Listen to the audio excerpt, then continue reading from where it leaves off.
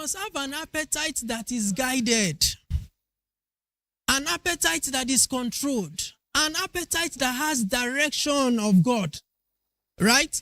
As much as people are investing, these are the things that will help you constrain yourself to stay within what God wants you to do. So let's move on. So look at the life of Isaac, right? If you read downwards that same story of Isaac, you will discover that despite the fact that God led Isaac, right? Despite the fact that God led him, the Bible said he planted. That is diligence. He planted in dry season. And before you can plant in dry season, he had to think outside the box. Now we have irrigation system that is more prominent. But in those days, those things were not prominent. That is why you see, they say Abraham dug a well, Isaac discovered his father's well, and all of that. Those were the irrigation system they were using in those days. And most likely, they don't have those pipes. You have to go and fetch the water and go and water your farm. So it was the hard work that Isaac did. It was not that he just slept, he just planted and he went away. No, it was hard work. He did a lot, he invested a lot into what God asked him to do.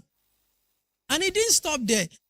Because God said, because God directed him, did not stop the enemies from closing the wells. As he was discovering the wells of his father, right? The Philistines were covering the well. As he was opening new wells, they were covering the wells. So because God leads you does not mean or does not immune you from the opposition. Because God will lead you does not mean you will not face some stress in your investment. Right? But peace is not the absence of trouble. Peace is not what he promised in Isaiah 48. He said, then your peace will flow like a river. But peace is not the absence of trouble. Peace is you have rest, even in the midst of trouble. So here, Isaac had that trouble. He had those challenges, but God was faithful with him. So in your financial investment or in a bid to secure your future, you will face some of these challenges, right? If you invest in Nigeria stocks, right? The day the stocks are doing well, your investment is also doing well. And there are some days, the bullish day. And what is the other one? The bearish day. So the day is coming down. They call it bear day. The day is going up is a bull day. So it happens. Say you are led by God does not mean your own investment will be exempted. All of them will go through that period. Right? But you are rest assured. If I am led, if I did it according to the leading of God, the future is secured. Amen. So biblical principles, let's look at some of the biblical principles that we have. God is the source of wealth, right? Wealth is not money. Wealth is not cash. Wealth originates from thoughts. Wealth is thinking, right? That's why they said you can have money and still be poor. You may not have money, physical cash, and still be wealthy. It's a function of the mind.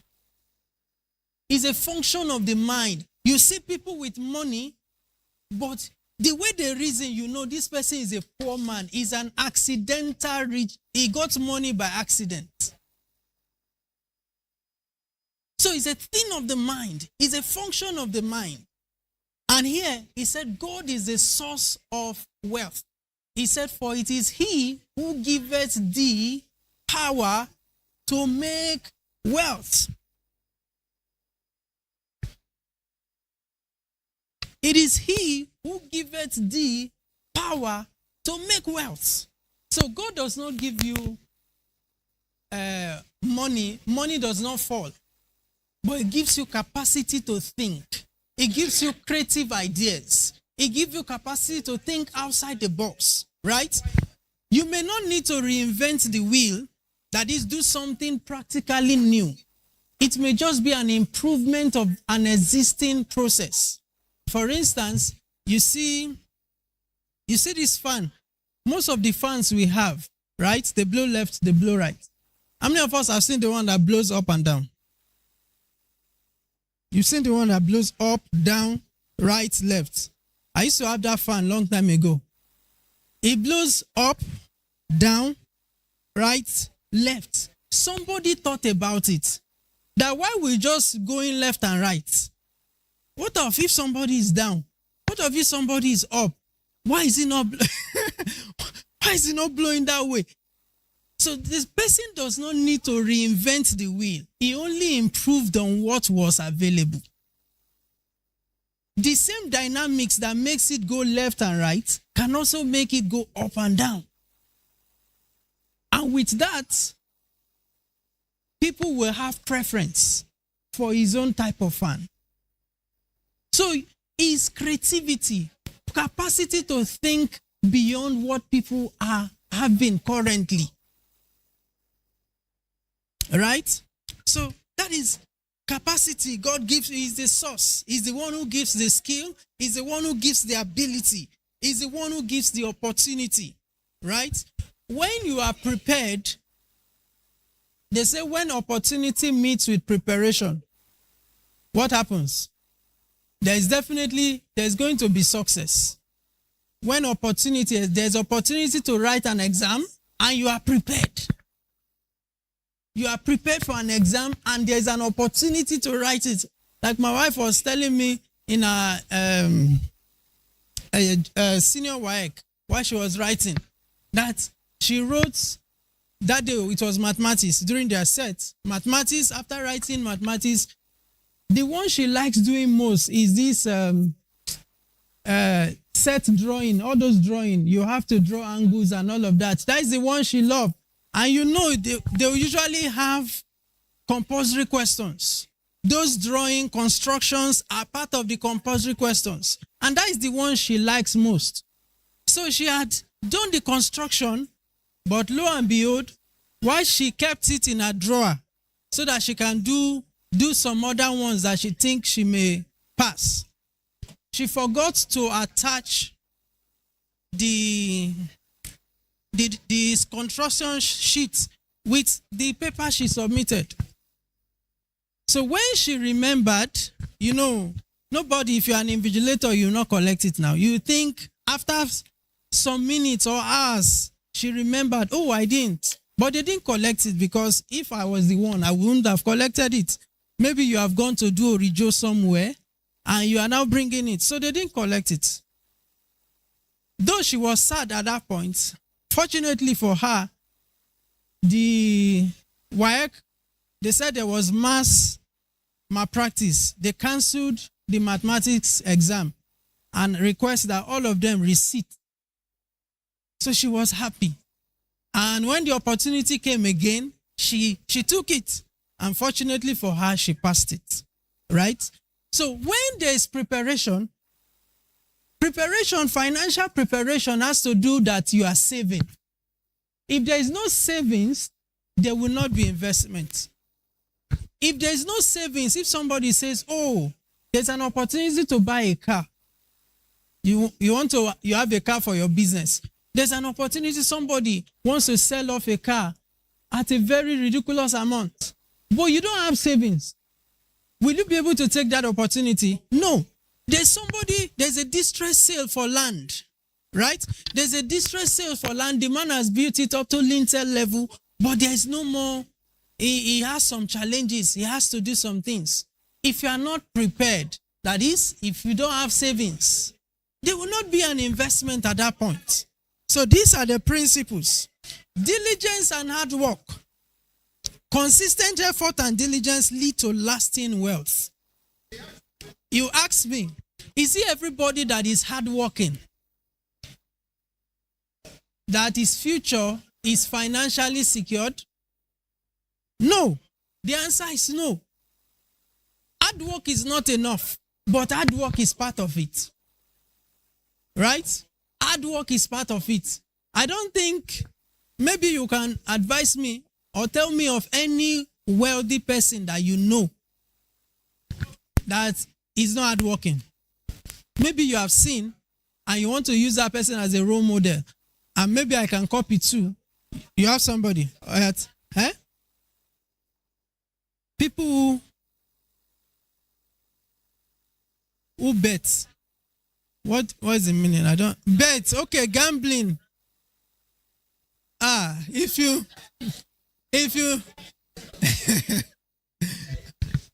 it's hard work, even though it's not the right work, right?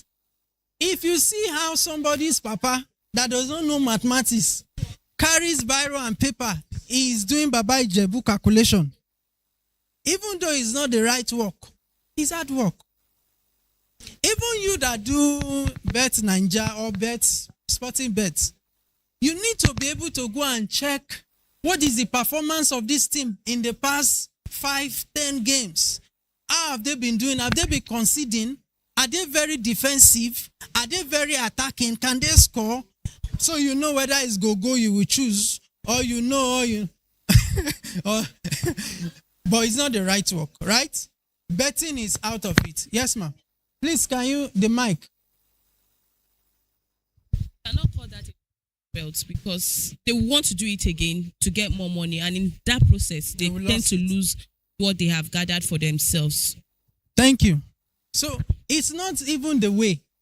It's like somebody who is going to your house and decide to face Aja, right? He's going somewhere, but he's going the wrong way, right? So betting is out of it in totality.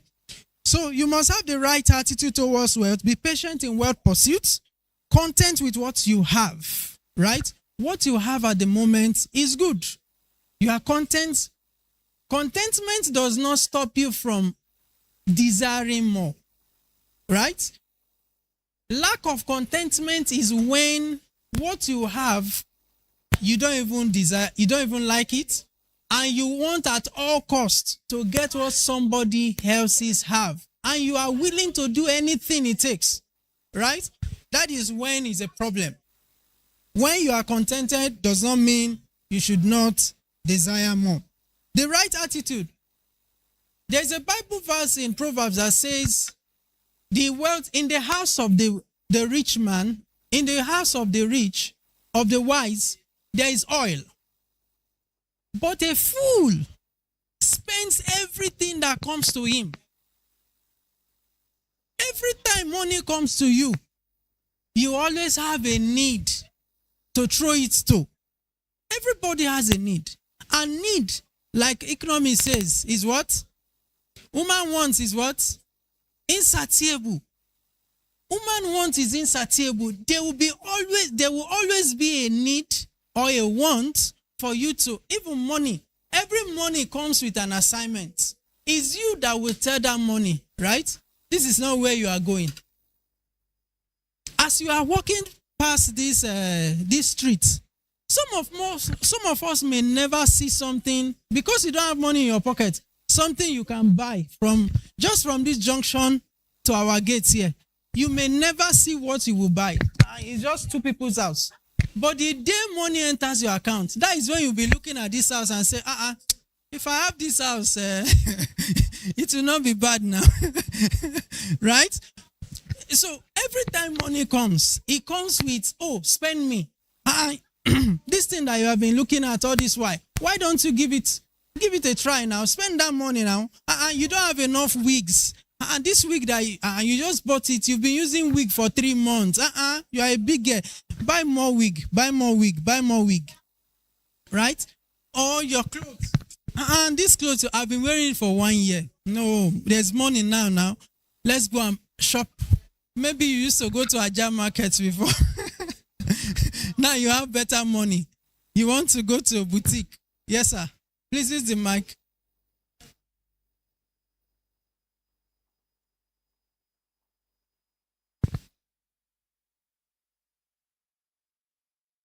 Speak up, sir. I didn't hear you, sir. It's a good cause, right? For instance, there's time for everything. You go to service here. I heard this from somebody. You went to service here and you are a brother on fire for God. And your service money that you should gather and look for a way to recreate wealth.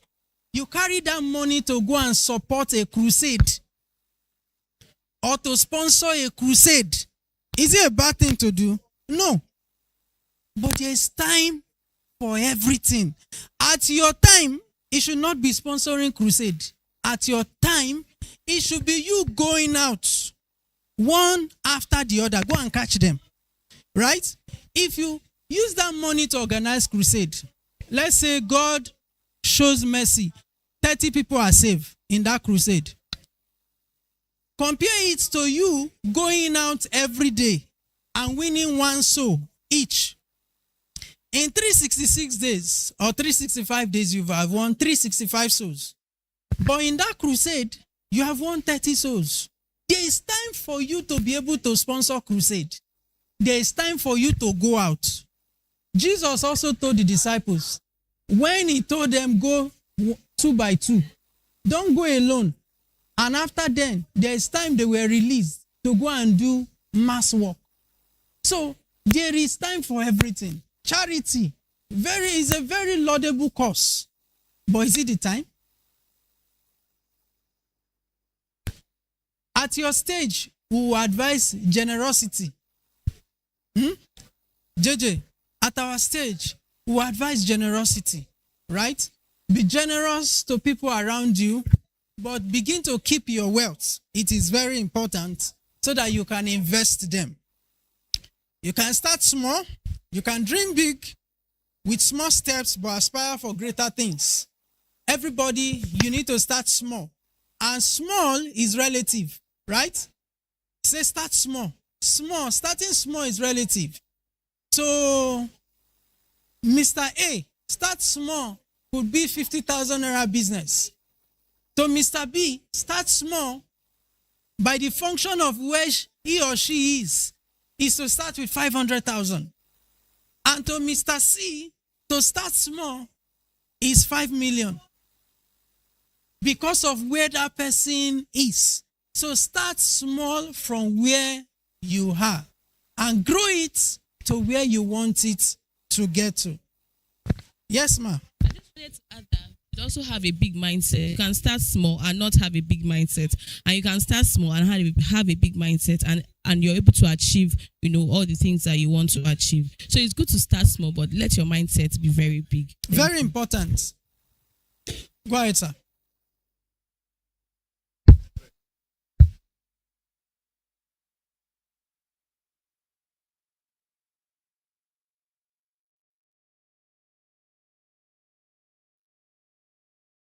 Oh, yeah. 10 naira. Yeah. They're talking to you. Say it again, sir. Say it again. 10 naira.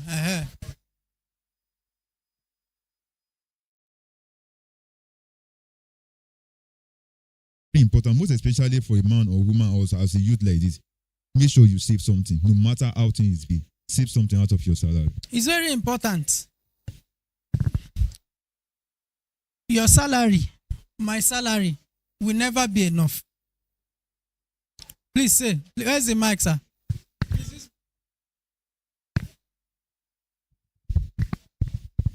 What about people that do not have a steady income? I didn't hear you. Like, what about people that do not have steady income? Because when you're saving and eventually you do not have a steady income and you get hungry or you needed to do something. When you mean steady, what do you mean? What do you mean by steady? You do not have a steady income, like you don't get money like every time. Like some people that, work, they pay them monthly. Some people do not, they do their own business, their own thing, So when you don't have a steady income and you need some money to do something to eat, you still have to take money from where you're saving. That means you're not going to have a regular savings. Okay. It's only the living that can save money, right? As long as you want to save money, you should ensure that you are not hungry. If you are starving yourself, maybe they will inherit what you are saving, right? Please eat well so that you can even get more ideas. There are sometimes you are angry, you will not be able to think well. It's because you are hungry. So when you feed your hunger, you'll be able to think well and more ideas to make money.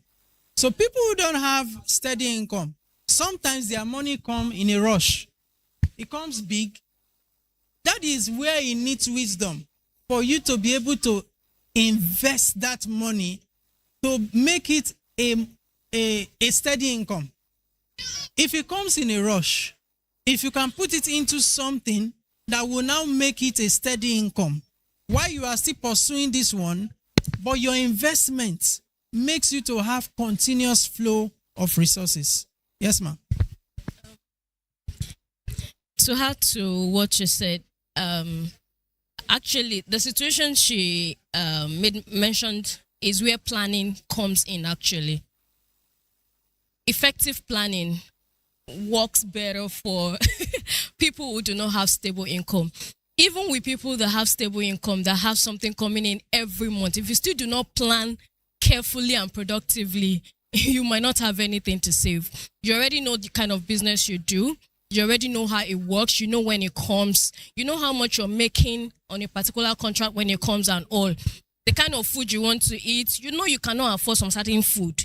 You shift towards the one you can afford. The kind of house you live, you know you're going to have to live on budget. And then, okay, once this business comes, I'll make some money, I'll plan this, I save this. Another one, something that will sustain you till you're able to get another one. Because the truth is, even when you invest that money, there's a high chance that the investment, you might lose it. There's no guarantee when it comes to investment. So effective planning comes to play in that situation.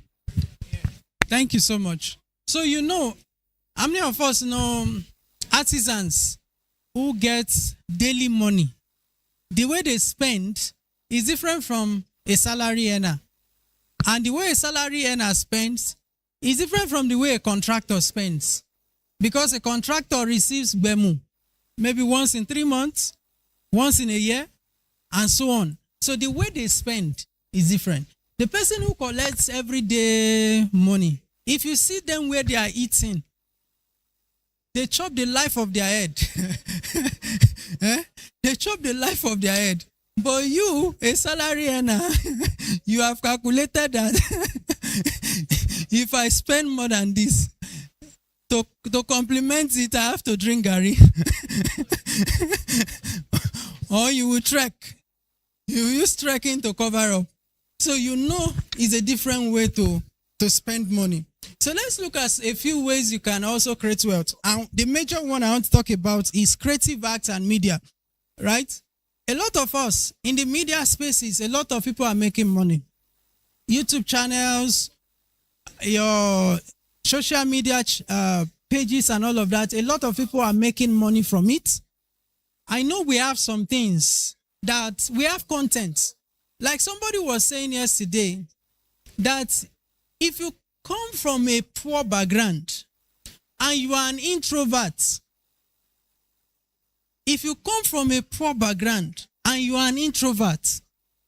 it's a double minus. Right? Because you have nothing you are even showing forth on a leverage platform like social media. Because you are introvert, you have a lot inside of you. You are not saying anything. You are not speaking anything. You are not expressing anything. You are not saying anything for people to leverage on and to even know you have something. It's a minus. So as somebody who has you are an introvertic or whatsoever they call it, introverted. You said more. Oh yeah, speak up.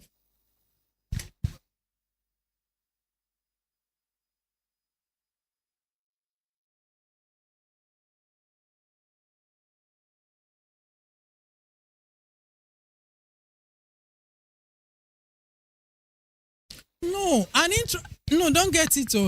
I'm not saying an introvert doesn't have content. And introverted people are deep thinkers. I'm not saying you should not make use of it. I'm saying if you are introverted, right, and you